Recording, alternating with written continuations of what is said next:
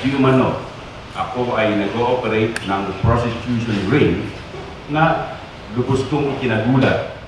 Acting Labor Attaché Mario Antonio faces the media, accused of prostituting Filipinos who sought shelter in a halfway house in Amman, Jordan for $1,000 a night.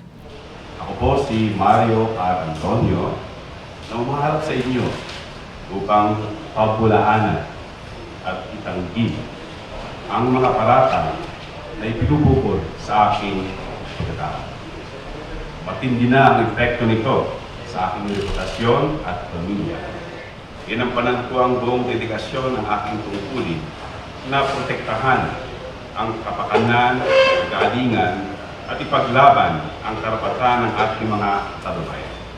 Antonio says he finished his tour of duty in Jordan last June 12. Antonio is one of the 3 predators who allegedly abused OFWs in the Middle East. The other 2 are Blas Marquez of the Labor Office in Kuwait and Akim in Syria, who was caught in an intimate act with a female OFW at an embassy shelter. Antonio says the allegations may be because of his strict leadership in Jordan. He told his bosses labor recruiters were behind the allegations. May mga patakaran tayong pinapatupad sa Polo at sa Resource Center para sa proteksyon ng mga distressed workers. At ito ay aking mahigpit na ipinatutupad bilang acting labor attaché. On Tuesday, Labor Secretary Rosalinda Baldos formed an investigative team to look at the case. Overseas Worker Welfare Administration head Carmelita Dimson says Antonio may or may not be suspended. It will all depend on the outcome of the probe. Dimson recalls Antonio was reliable in his work. Yung mga taon na kasama ko si Mr. Antonio, very dependable siyang welfare officer. Nakaka-deliver naman siya.